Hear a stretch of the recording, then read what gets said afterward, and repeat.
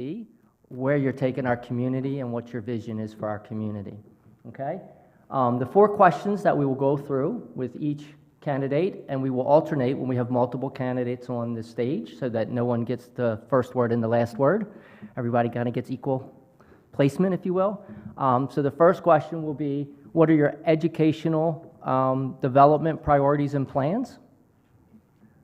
The second question will be, what are your environmental priorities and plans?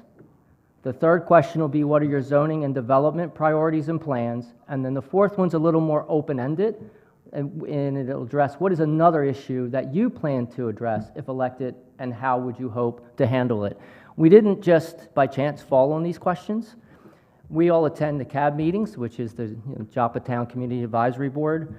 We go to local community groups, and then, of course, as Adam said, the Joppa Town Development and Heritage Corporation. These 3 themes over the last 5 years have come up again and again from the citizens in Joppa Town, and based on all the sensing we've done, we believe they are the 3 top items in this community that people really have been looking to see improvement and advancement for us in this community. So that's why we selected those 3 questions, and then the fourth one being the open-ended one where you get a chance to add a little bit of your own spice. Okay? So with that said, I think we're ready to go. We're ready to start with Medford J. Campbell III.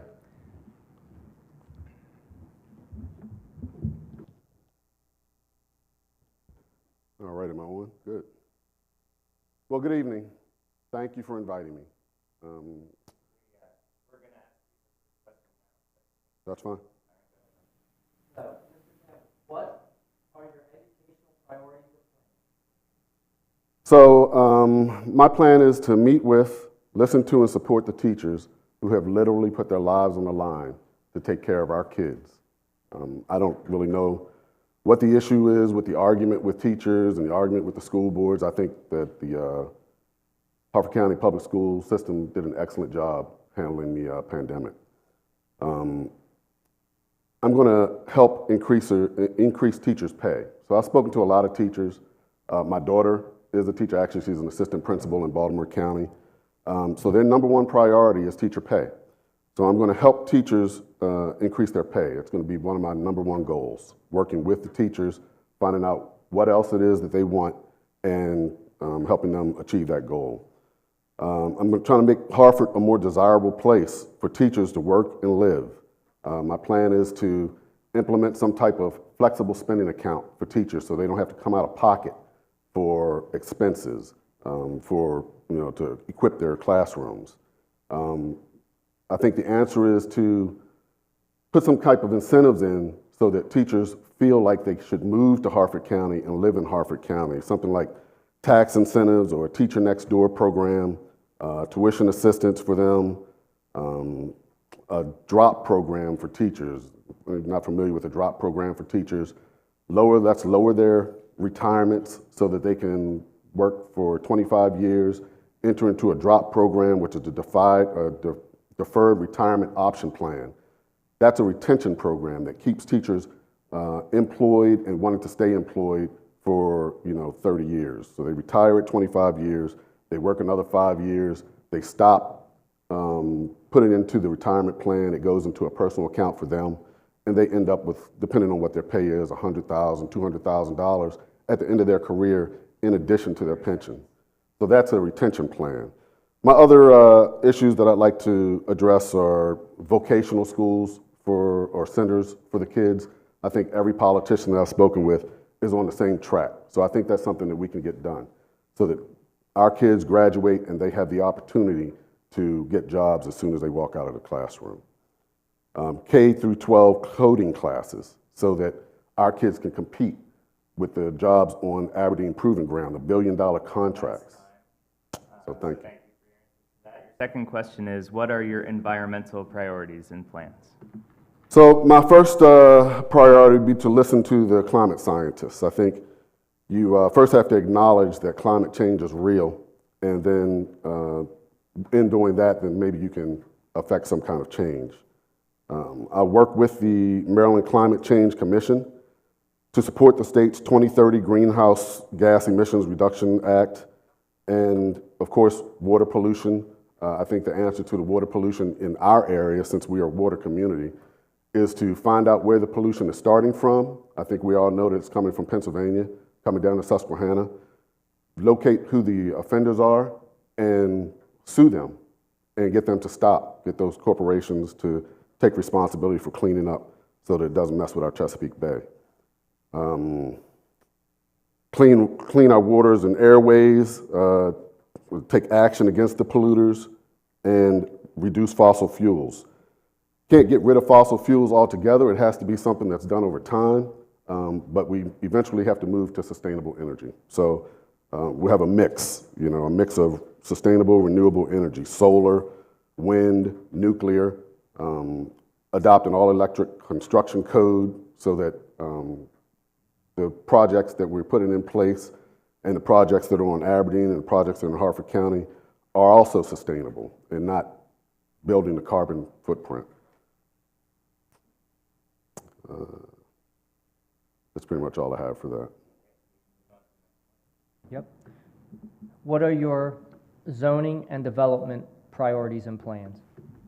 So zoning and environment. So from dumps to garbage transfer stations to pyrolysis plants to 100-acre plus warehouse development projects, the southern part of our county, specifically the Route 40 corridor, is constantly fighting a barrage of overdevelopment projects. I don't think anyone in here is against development. I think we all live where something used to be a forest. But we are united against overdevelopment in our county, and it's becoming a serious problem. We have politicians that apparently like tax revenues more than they like green space, and green space is what we need. So, I'm going to communicate with communities. I think communities should have a weighted response at these development plans so that the community's input is more important than just the obligatory community input session that each development plan has, where you just sit down and you tell them what you don't like, and then they continue with their development anyway. It should be weighted. The community should have more input into what happens in their own communities. I'll move on. And what is another issue that you plan to address if elected, and how would you hope to handle it? So one of my pet peeves is a few years ago, I don't remember how long it was, 5, 6 years ago, there was a project from Harford County that where you could go online and you could plan out bike trails or hike trails. You could plan it out, you could name it, you send it to the county. I don't know what happened to that, but when I get in the office, I plan on having a grant writer as part of my staff. So if I have a grant writer as part of my staff, there are plenty of green grants to make those things happen. We obviously can't make our county anything like Columbia. I don't know if anybody's familiar with Columbia, but all trails lead to town. We obviously can't do that, but we can come somewhere close to that so that you don't have to get in your car to go to the parade or go to Bel Air. We should be able to do that by just walking a trail. And I'd like to make that happen if I can and support that with grants. I'll find the grants for the communities and we'll try to make that happen. One of my priorities is going to be to try to reduce the prison populations by moving nonviolent prisoners to home monitoring. Get the overcrowding done, get them out of the prisons, get them back into their homes so that they can become active members of the community. Reserve prison for violent criminals so that we can get them off the street, keep them off the street, because I believe that the courts are putting them back on the streets because they don't have room for them. So let's keep the violent criminals where violent criminals are supposed to be and get the rest of them, get rid of the privatized prisons, make it privatized home monitoring. All right? Campbell, we appreciate you going first. It's always the toughest spot to be. Yeah. So, coming up. Thank you. Yes, thank you. Coming up next, we have Christian Miele, who is the candidate in District 34 However, we do also, we've heard that he's stuck in traffic, so stay put for a second. We're going to try to see his status, and we'll get back to you hopefully by 6:20 or so.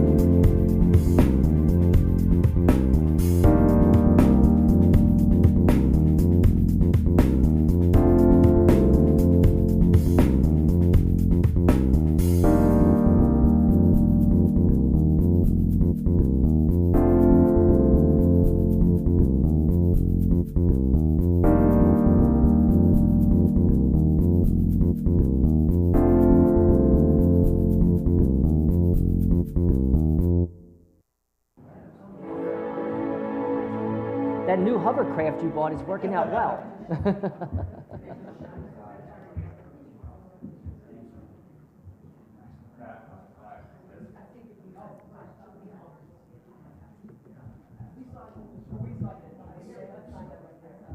He's on 10. It should still be muted at the moment.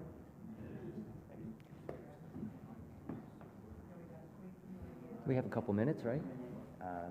Yeah, we still have 2 minutes, Christian, or a minute and a half or something, so you're good. Relax, get your breath.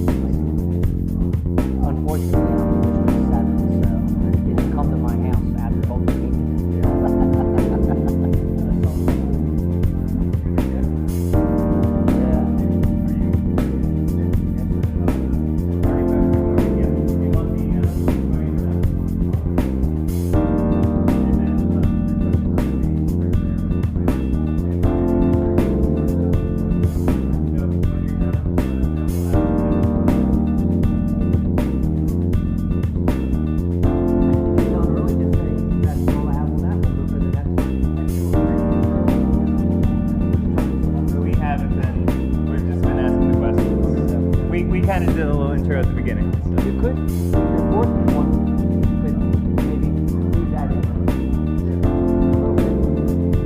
Okay, you ready? Ready when you are. All right. Christian Miele made it. The traffic jam was bad. We hope everybody's okay, but we are glad that you're here. And so we're going to start right away with question number 1. What are your educational priorities and plans? All right, well, thank you, Adam. Thank you to the organization for having us and having me tonight. Education's obviously a very important priority for me. I've got 2 little ones at home, soon to be 5-year-old and a 2.5-year-old who will be entering Harford County Public Schools next year. An issue that's on my mind a lot is school resource officers and making sure that our schools have ample school resource officers to keep our children safe. In my public service capacity as the Deputy Secretary of Disabilities for the state of Maryland, I happen to co-chair our Youth and Family Subcommittee of the Governor's Mental and Behavioral Health Commission. And one of the issues that we're exploring is getting more school psychologists in our schools in the K-12 setting. Right now, Maryland's woefully underrepresented in that area.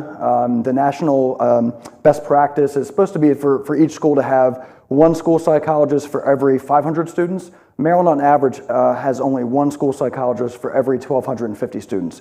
So you can see that we're really lacking in that area. And with mental health after the pandemic being even more of an issue than it was prior to the pandemic, I think it's really important that children who need to talk to a counselor have that guidance. And that also will relieve some of the burden on our educators because that's not really their job. We have school psychologists and social workers for that purpose. So those are my educational priorities and plans. I think I have another minute on this question. There are some local issues in education that are also related to public safety. Where my children will attend it's called Homestead Wakefield. It's off of McPhail Road. Right now there's a proposed connector road that they want to put actually right through the middle of the school to connect McPhail Road to 24 for the stated reason that it's part of the state comprehensive zoning plan. But really, it's the parents and PTA are very concerned that it's going to be a major safety issue to have kindergartners, first graders who have to access that school ground to get from the school to the ball fields. They actually have to cross over where this road's going to be, and I just feel like it's unsafe. So I've been working with Senator Casserly on that issue to try to stop that road. And the property is owned by the Board of Education, and so there is no legal right to have an easement there in the first place. So hopefully the courts will actually rule in favor of the school and the parents. So I think with 15 seconds left, I'll move on to the next question. Okay. What are your environmental priorities and plans? All right, great question. And I'll actually dovetail this into the zoning and development priorities and plans, which is question 3, because they kind of go hand in hand. So a lot of folks are probably really acutely aware, especially in Joppatown, of the overdevelopment that's happening in Harford County. You're seeing it in Bel Air, you're seeing it in parts of Joppatown, you're seeing it near 543 and 95, and you're seeing it in Perryman, in the Perryman Peninsula. And what we're really focused on with zoning is not to say we're going to take away people's private property. That's not the goal. But the goal is when you look at Harford County zoning code in particular, it's very antiquated, it's overly broad, and it's ambiguous. And I'm an attorney, and I'm reading the differences and distinctions between general industrial zoning classification and light industrial, and it's almost indiscernible. So what's happening is a lot of these major projects are getting greenlit under the auspices of this light industrial designation when they are really projects that really ought to be general industrial, and they really need to go after that designation. It's not appropriate to put an airport in the residential community, no more than it's appropriate to put a 5 million square foot freight terminal in a residential community where the road infrastructure cannot accommodate that much traffic, not to mention the noise pollution, not to mention the public safety issues. And tying that into the environmental issues, our wildlife. We have bald eagles that are on the Bush River that could be endangered as a result of this. So we're seeing sort of this push right now in the community to protect our wildlife, protect our natural habitats, and to stop some of these massive overdevelopment projects that really should be somewhere else rather than District 34. It seems that our district is sort of a lot of people will call it the dumping ground for all these industrial projects. And I don't think that that's the way to go forward in terms of land preservation. So what we're really trying to do here is a 2-step process, and it will achieve our environmental goals by actually looking at the zoning code.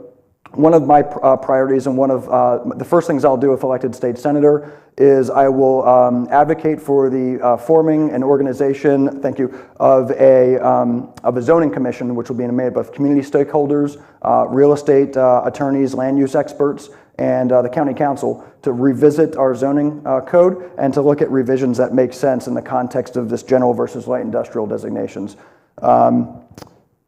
And so I guess, should I keep going into they're kind of interrelated. Do you want to take another crack at zoning Yeah. developments and priorities and plans? Yeah, sure. So once we get the zoning code tightened up, and I feel like once we look at best practices across Maryland, Baltimore counties in particular is a far better zoning code in my humble opinion, having been a state delegate there before.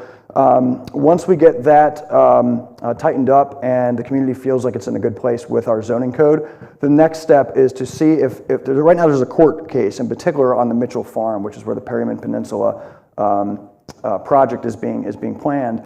And really what the goal would be to take that land if there's an injunction placed on that project and to turn it into a state park. The Bush River is a beautiful amenity. It's got water recreation opportunities. We've got ball field opportunities there. And the thing about District 34 is Hartford County has 5 state parks and District 34 has 0. So it'd be really nice for us to get our first ever state park here in the 34th district. And that'll, so for Joppa Town residents, it wouldn't be that far to avail themselves of those public amenities. So, with that, I guess I can wrap up that question, and the fourth question deals with another issue that I plan to address if elected and how I would hope to handle it, if that's okay. Yep, go for it. Yeah, yeah, I talk fast, so there are myriad issues. The biggest issue on everybody's mind right now is the impact of inflation. Affordability, whether it's college affordability, whether it's retiring in Maryland, these are all core issues that I'm trying to identify and work on. When I was door knocking for the primary election, we talked to 2,100 voters, including many folks in Joppa Town. That's how I met Adam, actually. And a lot of folks are feeling, given the proximity of Hartford County to both Delaware and Pennsylvania, 2 states that do not tax your state income, Maryland is losing a lot of our residents to our sister states because it's more affordable to retire there. And so to keep our tax base strong so we can build new schools, fix our infrastructure, fix our roads, meet our environmental priorities, is to keep that revenue and sales tax here in the state of Maryland. So one of my core goals is to expand on what Governor Hogan did this past legislative session and outright eliminate the state income tax for all retirees in Maryland 65 years and older. People have told me they would actually stay here instead of moving to Delaware and Pennsylvania, and that's the only thing keeping them. A lot of people don't want to leave Maryland because they've got children and grandchildren here, but they actually feel like because they're on a fixed income that they're forced to leave our state. And I just don't think that that's the right way to go about things. The good news is that people say, well, how are you going to pay for that? We have almost, and I know Delegate Johnson's here, in Annapolis, right? We had I think it was a $5 billion surplus because there were a lot of unrestricted COVID dollars that were not spent. My understanding is that those monies can be repurposed for state expenditures, and so that would be how I would use those extra unspent federal dollars, as I would use that to provide tax relief to our seniors. Another thing that I'm focused on is redistricting reform. We just had a redistricting cycle. It was better than 10 years ago, but there's still a lot of work to do. The congressional map actually was made to be a lot better, but our state legislative maps are still very problematic. I still think they fall short of the constitutional standard of one person, one vote, and I want to make sure that every Marylander has equal representation. Right now you've got some folks that are represented by 1 delegate, others who are represented by 2, and some that are represented by 3. And as you know, in Joppa Town's split in half between District 34 and District 7. So I think it's vital that we get redistricting under control to better serve our constituents. I've got 10 seconds left, so I just want to thank you all again for having me. I have some flyers I'll pass out. I have another commitment to get to, but my contact information is on my website, so just go there, shoot me an email. I'd love to continue to have this conversation with you all. So appreciate your time. Thank you. Thanks. And in order for us to set up for the next 4-person block, we're going to take just a few minutes, so hang in there, and we will be back in about 5 minutes.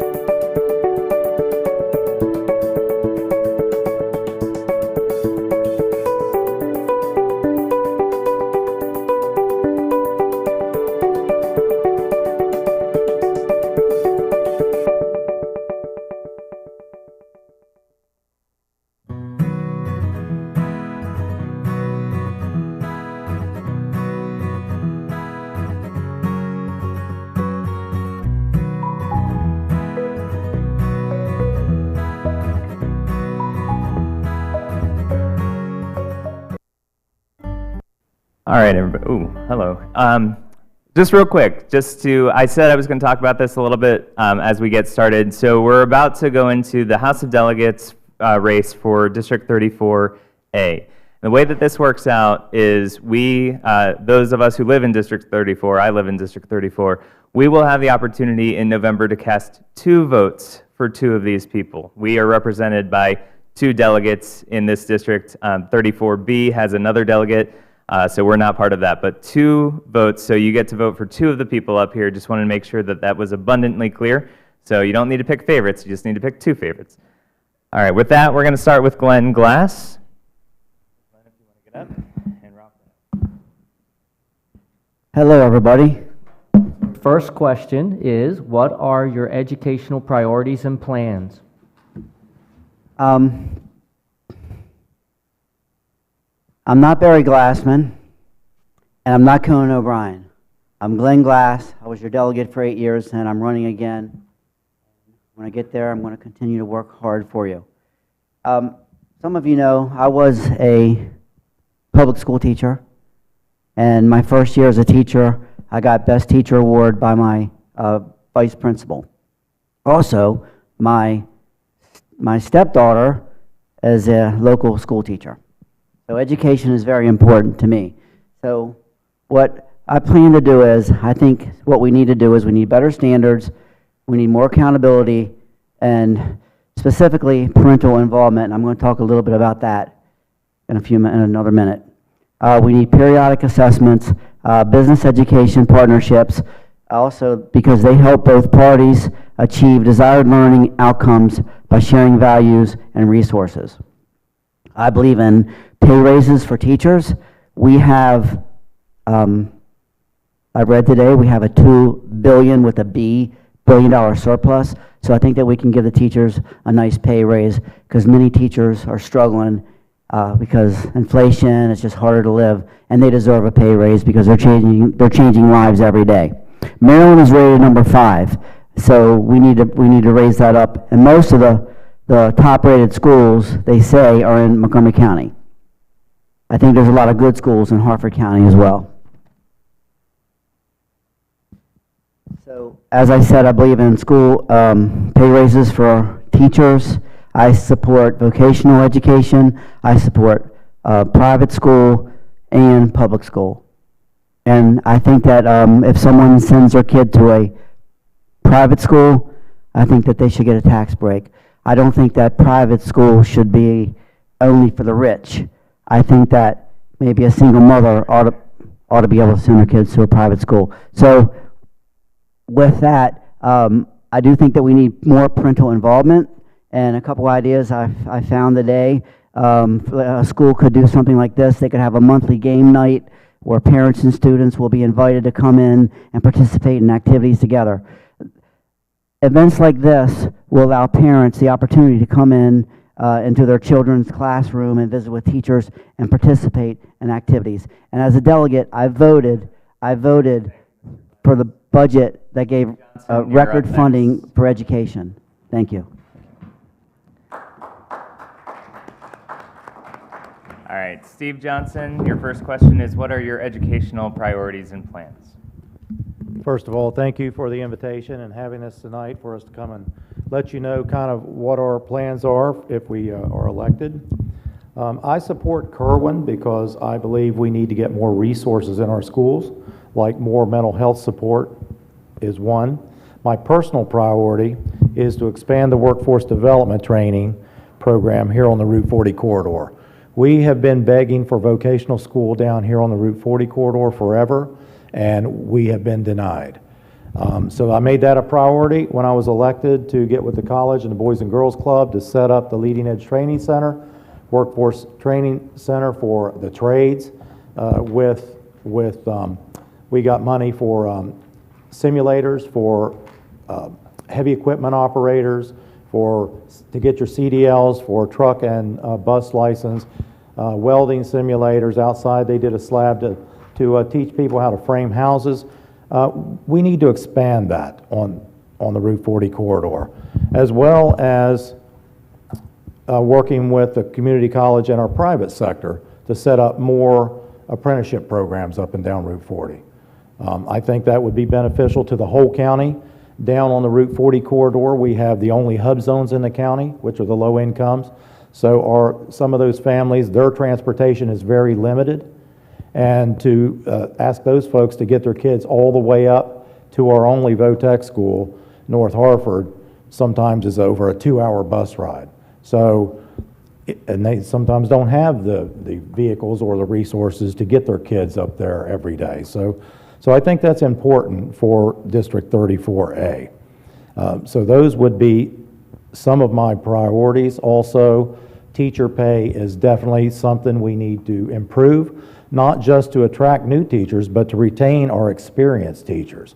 We do not want to become a county that is a training ground for new teachers to come out of school, get a year or two experience, and then move on to other counties. We want to retain our dedicated and experienced teachers here in our county.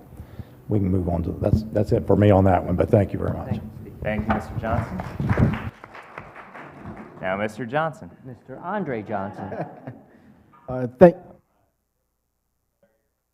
Priorities and plans. Thank you very much. I'm not going to retread because Steve or Delegate Johnson took all my thunder, seriously. But there are some things that are priorities for me as well, like supporting the magnet schools. We have tremendous magnet programs within the county here, within the Route 40 corridor, Joppa Town.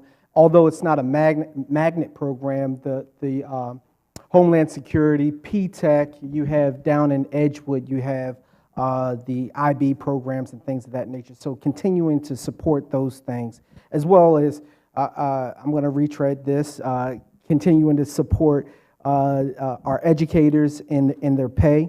A lot of times our educators, they come here and they kind of use this as a proving ground, right? And then they go out and find other opportunities to make more money. So we need to start retaining our good qualified teachers, or excuse me, educators, so that we can get the best quality education for our kids in the county here. Also increase, once again, mental health services within the school. But my major number one priority in the school or in the education system for me, and I know we've been talking about this for a while, is I still go on the website and I still see that there's a problem with lead in our water in our school system. And today, Joppa Town still has 30 sinks or faucets that have a lead quality over 5 parts per billion. Magnolia, 27. Edgewood Middle School, 62. And I've done the average. The average parts per billion is 256 parts per billion. That's unacceptable. I believe that that we should have 0 lead in our water system for our children, and I'm going to create legislation that reduces that 5 parts per billion down to 0 parts per billion and make sure that our kids are safe in our schools. Thank you very much. Teresa Walker. Folks, and thank you very much for allowing me to speak to you this evening. What are your educational priorities and plans? Thank you. Education not only impacts the quality of education not only impacts the quality of education for our children, but it also impacts the value of our homes in the school district. What I find is that high quality education is the key to opening the opportunities for our children to become responsible and engaging citizens. I understand that any father or any mother who has a student in the Harford County school system, they want to make sure that their children are engaged and are being taught professionally by professional educators. The parents also want to be engaged, and we also need the students to be motivated as well. I firmly believe that we need to focus on providing our students with real-life skills that can make them effective in the global economy. They should be able to, well, we should actually stop politicizing education. We need to make sure that our children are taught the critical life skills that they need, such as math and science and English, language, and of course history. The other thing that I think a lot of parents have felt is that they have been sidelined when it comes to the education of their children. Likewise, I also feel that the teachers are often burdened with a number of regulations that hamper their ability to do their jobs effectively. One of my goals will be to assess the laws and regulations to determine if they are helping teach our children or if they are hindering teacher effectiveness. I will also work to ensure that the money we spend on education is directed to the classroom and not to any unnecessary bureaucracy. That will be it. Hand your microphone to Steve Johnson. Sure.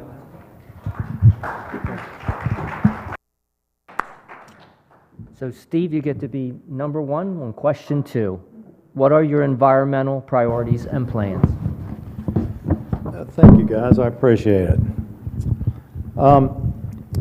I have supported and will continue to support environmental issues in office.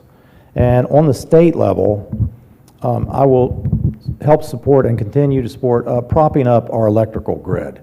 As we're moving in the future towards so many electrical vehicles, electric everything, we must make sure that we have the infrastructure to handle that as a state. So we need to continue to invest in our electrical grid so we can support our carbon footprint reduction programs like electrical school bus pilot programs, Clean Cars Act, climate solutions, greenhouse gas emissions reductions. These all are based on having a strong electrical grid. Moving our fleet, our state fleets of school buses to electric. Putting higher standards on zero emissions for passenger cars and light duty vehicles. We have to have a plan in place, and that starts with your infrastructure. We need, on a state level, to keep investing in our infrastructure. Here locally, and like Mr. Mealy said, that more is melded with our zoning. And we need to be working with the county to make sure our zoning's correct, but I'm going to save that for that question. Thank you. Thank you very much. Andre Johnson, what are your environmental priorities and plans? Well, thank you for the question. And I don't think I'm going to need 2.5 minutes for this because, just being from this community, I kind of, know and understand what the issue is here in the marina areas and up in the Flying Point area. And the issue for me, and I think for many people in this room here, is clean water, right? We've had problems with clean water. We don't know if it's coming from the Baltimore County side. We don't know if it's coming from, the upper end of the Susquehanna, but we know that there is a problem, right? And this is a place, we're in a community where this is waterfront property that our kids swim in and that many of us boat in. And it's going to take someone down in Annapolis that is really concerned about the water quality in our district here. And I think that once I get to Annapolis, my plan is to create a bill that mandates the state and local government to test the water quality every let's say 30 to 45 days, maybe even 90 days if that 30 or 45 day frame is too much, but maybe 90 days. And then to make an assessment and see if it's acceptable, there are acceptable levels in the water, and if they are not acceptable, that each and every one of us in our community get notified, whether it's by a placard, which sometimes they do, sometimes they don't, and or calling or texting or emailing us and letting us know that the water quality in our community is unacceptable. And I will ensure that that is on the books and that we get that on the books. Thank you very much. Thank you. Teresa Walter? All right. What are your environmental priorities and plans? Certainly. Over the years, I have seen many changes here in District 34A, and those changes have affected the quality of life for all of us who live here in this district. We must make every effort to uphold every aspect of land preservation in our district, whether it's agriculture or wildlife or other environmental priorities that all the other districts in Harford County and all those folks seem to receive and enjoy. We should also be enjoying those things as well. I know and I understand how unique this area of the county is and how beautiful this area of the county is. But simply addressing it through zoning issues and it's just not enough. Given the adverse impact that on the quality of life that the current industry that is down here now has on this district as a whole, we definitely need to look at how we are developing along the Route 40 corridor. While there are other areas in this county, and Christian Mealy mentioned it, and I said, Christian, you stole my thunder, but we do not have a state park in this district, and we definitely need something like that in order to help preserve the land and preserve our open spaces. That's imperative. One of the things that I'll do is I'll support and work with all the community stakeholders like you folks, to look at and examine how we do land preservation and the opportunities to balance the water access and open spaces to help develop, in fact, that state park that we would love to have. Having a state park along the river would also improve public safety, and it does, believe it or not, reduce crime by having a park. Improving property values, that park would also improve the property values. It would help accessibility to recreation, and it would address the needs of a lot of our folks here in this community.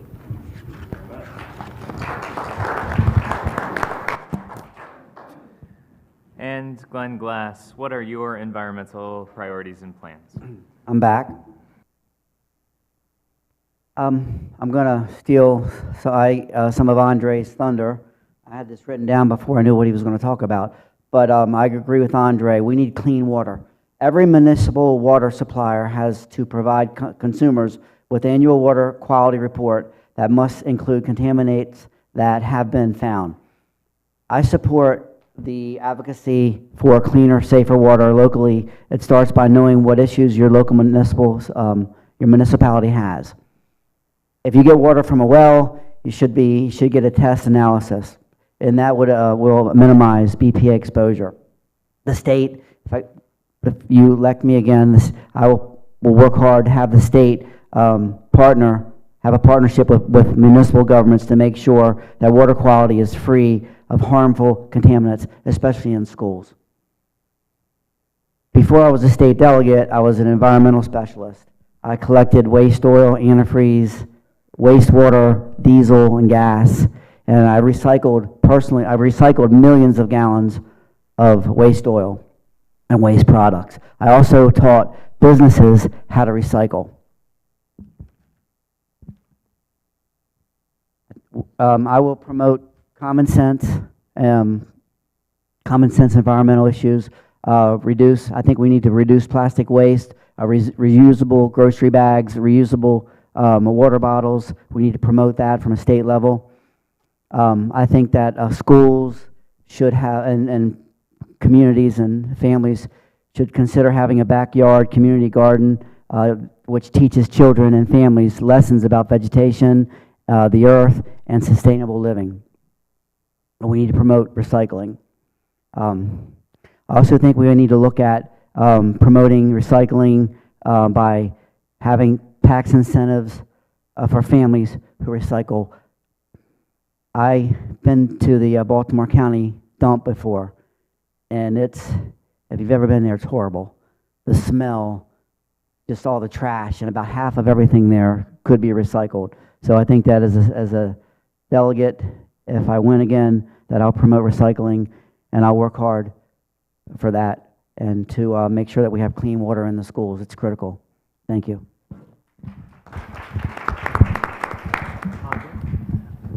Andre Johnson, question number 3.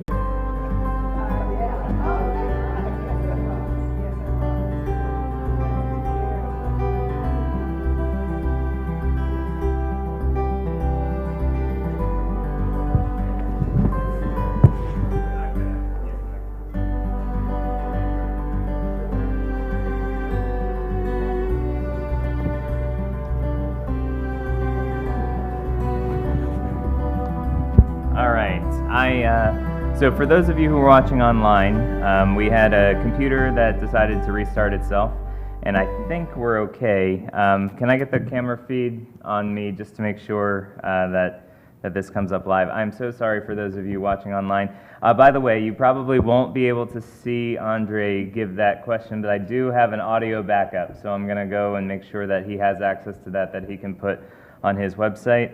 And I think we are live. So up next will be Teresa Walter. And your question is the same one that Andre just got interrupted in. What are your zoning and development priorities and plans? Certainly. One of my priorities would to make sure that you have a good audio video system for future. No, I'm sorry. In the current situation that we're finding ourselves with all the proposed mega warehouses, both in Perryman as well as in Abingdon Woods, I think one of the biggest priorities I have is that I will work with our communities, landowners, and the local government elected officials to find some suitable solutions to some of these very, very difficult situations. I will continually work to secure funding for the preservation of open spaces and improving everyone's favorite, the improving of the infrastructure when it comes to traffic safety. And you know what? And if I can get that, I can do anything. But it is very, very important that we work on those things. But you also can't work on them in a vacuum. You do need the support and the help from other elected colleagues, as well as the other stakeholders in the community. Because zoning situations or zoning laws can have such a huge impact, not only on the quality of life, but just actually also safety and security for the community. Zoning matters significantly influence a lot of different things. And again, if you don't have proper zoning, it can absolutely have a domino effect. And what we're seeing right now down in Perryman without the mega warehouses is definitely having a domino effect everywhere here in District 34A. I know I live in Abington, so I feel it if I am 1 minute late leaving my house, that's probably going to set me back in traffic for another 10 to 15 minutes.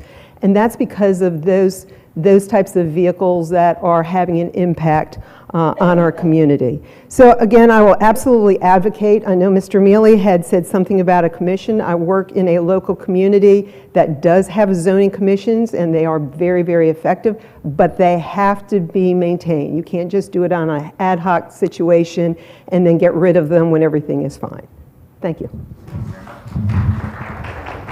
Up will be Glenn Glass. What are your zoning and development priorities and plans? Yes, I raised my family in Edgewood, and my daughter went to Edgewood High School and took all the hard classes. When she was in kindergarten, they put her in third grade reading. That's how smart she was. When I was in third grade, they put me in kindergarten reading. So, but I'm a late bloomer here. So, but now I live in Perryman, and the zoning code needs to be changed. It's terrible. It's vague, and like Christian Mealy said, it's vague and needs to be changed. The county council has the final authority on land use in Maryland, matters in Maryland, and the council approves changes in the zoning ordinance. The council is assisted in making zoning decisions by the Office of Zoning and Administrative Hearings. So about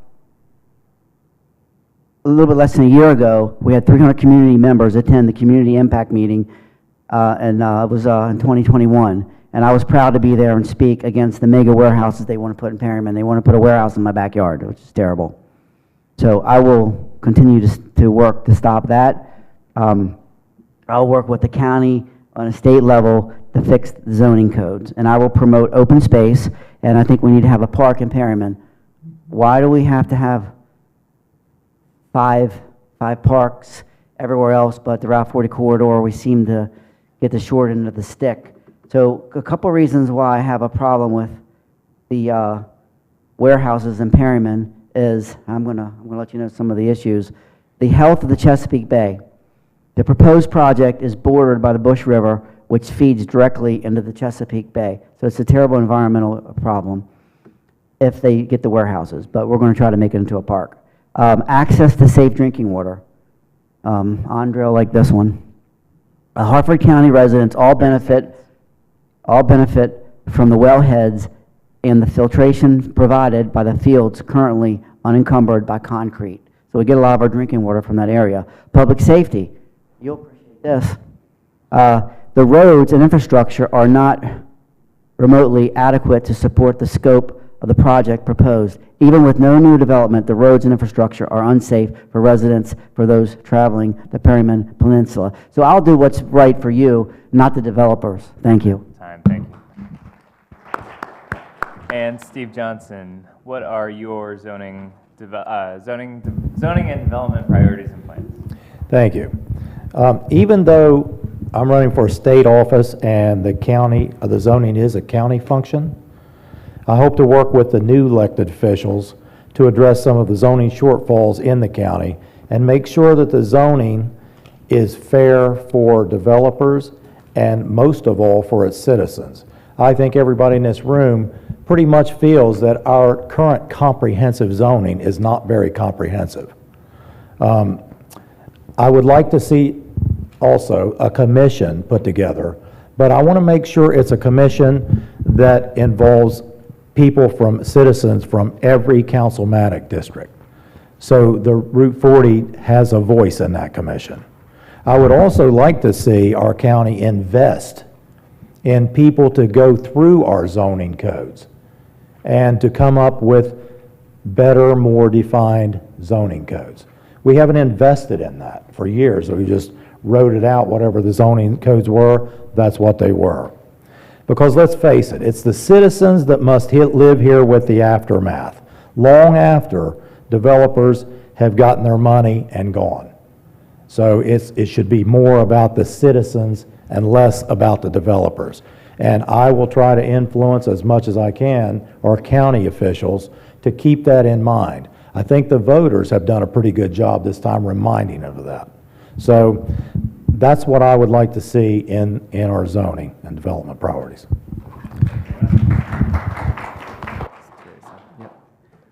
So for our final question, Teresa Walter will go first. What is another issue that you plan to address if elected, and how would you hope to handle it? Certainly. As someone who has spent her entire adult life serving the folks here in District 34A, I'm a police officer, and I retired from a police department, the sheriff's office, and I'm always particularly concerned about crime, even if the crime occurs in the adjacent county or in another community. When criminals feel emboldened, they don't care that the nice sign at the Hartford-Baltimore County border is welcoming them into Hartford County. They don't care about that at all. An excellent example of that is Baltimore County last year saw a record number of homicides and an increase in crime as a result of criminals coming over and crime spilling over from Baltimore City. For deputies, for troopers, for officers, to be successful in all of our communities and to keep them safe, we need to stop the anti-police rhetoric. As first responders, whether they're police, whether they're EMS, whether they're firefighters, they have a very, very difficult, hard job. We should be not politicizing this. We should be backing them. Many of the police reform bills that were passed this last legislation are not reasonable and they're not rational, and they do harm to our communities, whether we realize that or not. These bills also have a negative impact on recruiting both new folks to come into law enforcement as well as retaining the veteran police officers. More and more police officers are just retiring, leaving the job to go to a different profession. They are no longer interested in helping their communities. So that is something that is very, very problematic. Likewise, I would also ensure that criminals are dealt with effectively and that our police and prosecutors know that we have their backs. Unfortunately, there are crime bills that were not passed in Annapolis that could have addressed a lot of the criminal issues. As your delegate, I will work hard to ensure crime bills that are passed that will hold criminals accountable and not treat the criminal like they are the victim and the victim like they're ignored and that they caused the problem. Thank you very much. Glenn, you're up next. Glenn, what is another issue that you plan to address if elected, and how would you hope to handle it? Thank you. I have two. I just want to thank everybody for coming out.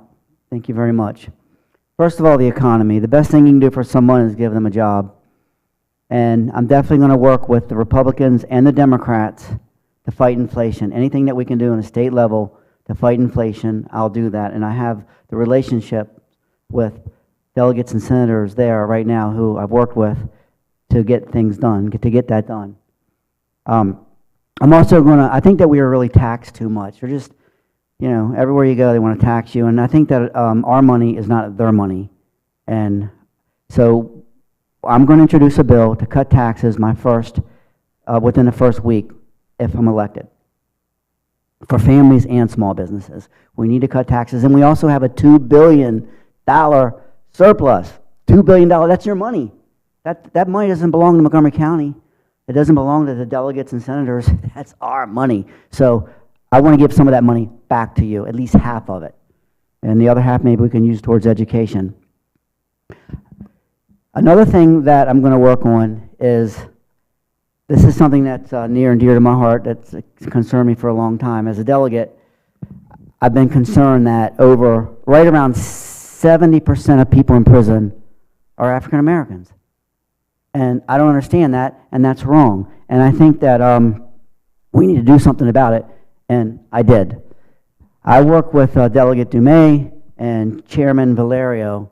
They're the chairmen of the Judiciary Committee, to pass what's called the Justice Reinvestment Act. We gave job training, we gave drug treatment to lower level offenders, non-sex offenders, and we help them get training that they need so when they get out on the street, they can get a job. And we reduced the population, we reduced the prison population from 23,000 to close to 20,000. And I'm proud of that, and I'm going to continue working on that. So as your delegate, I'll keep working hard for you, asking for your vote. I'll work hard, and I promise I'll always be available for you and your family if you need me. So when these prisoners get out of jail, they need a good economy, and that's what I'm going to work on. And I want to, Mr. Medford mentioned a little bit about this, and I want to thank you for that. Thank you very much.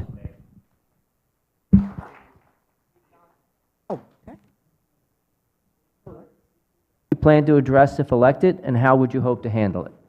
Thank you for that question. Actually, a couple issues.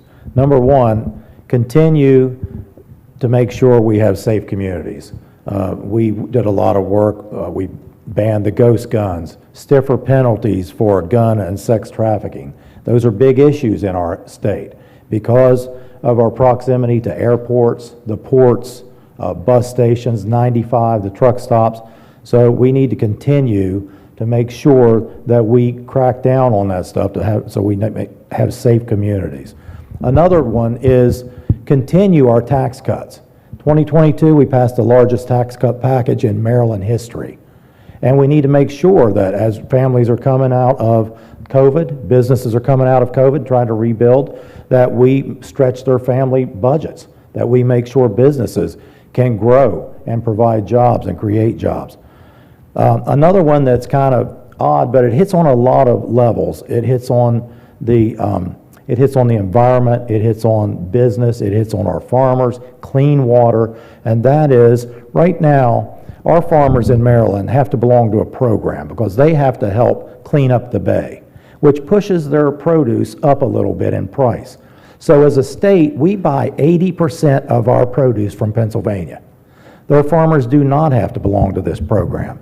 And the pollution is coming down from New York and Pennsylvania, which to me is insane. They're polluting, and our farmers have to clean it up, so we're buying 80% of our produce from Pennsylvania. So I've addressed this already and asked the question, can we only buy from Maryland farmers? Well, that gets into interstate commerce laws, so we cannot do that. But this year I want to ask the question, I've done some research, and say, okay, then we won't say that we'll only buy from Maryland farmers, but can we say we will only buy from farms that participate in that program? That way, even the farms that we purchase produce from up north have to belong to the program, and they're doing their part to help clean up the water that ends up here in Maryland that our farmers have to clean up. So those are some of the things that are important to me as I go back to Annapolis, and I really appreciate you having us out tonight to let you know what our priorities are. Thank you. All right, now, Andre, now you can come up. Andre, what is another issue that you plan to address if elected, and how would you hope to handle it? Well, I think for me, it's all about safe and thriving communities, number one. But, you know, I was thinking about some issues, and I was asked, you know, what committee would you want to be on if you went down to, if you were elected to go down to Annapolis? And what is important to me, and I think that it's important to this community, is being on environmental and transportation committee. Because that's important, because everyone knows you go down Route 40 to Joppa Farm Road, and it's like driving through a landmine. You know, your car can't take it down there, right? So fact, the state transportation and road dollars are limited and not targeted for Harford County. We have a transportation problem here in Harford County. Many people that work at these warehouses and overnight, they can't get to their jobs. The Harford Link runs from 4 a.m. to 9 p.m. and then it doesn't run on the weekends. So how can anyone be a head of household provider and not be able to get to work, or have to Uber or catch a taxi to get to those jobs? So my thing is that my priority would be to make sure that I find, identify, and bring back financial sources that will allow Harford County to add to the Harford Link and the transportation system, and maybe even coordinate with these warehouses and these big corporations out here to find some sort of transportation mechanism hub for our workers, so that they can be able to have head of household jobs and maintain a household. So thank you very much.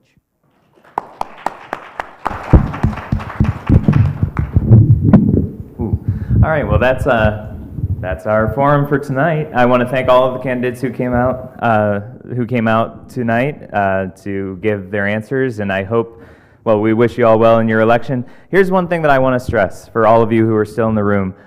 We want to work with both the winners and the losers. Not to call you losers if you don't win your election, but we want to work with everybody to make our community better. And so that's my hope, is that even if you don't find victory in November, that you'll still keep our numbers and emails, and that we can still work with you to make a better Joppa, Joppatown, Harford County, Maryland, and beyond. Remember, for those of us in the room, well, hopefully some of these people stick around and we can pick their brains a little bit. And if you're watching online, you can do that next week. And you can all come back next week for our Bel Air Candidates Forum. That's going to be at the same time, 6 o'clock on the 28th, next Wednesday. And then we also will have a general meeting of the Joppa Development and Heritage Corporation on Monday, October 10th at 6 p.m. That's going to be downstairs in the Fellowship Hall. And I'll also make sure that we give a plug. We've mentioned it a couple times tonight for the Joppa and Joppa Town Community Advisory Board. That's at the Southern Precinct of the Harford County Sheriff's Office on the first Monday of October the 3rd at 7 p.m. over there. With that being said, thank you all for coming out. Hope to see you next week, and have a good night.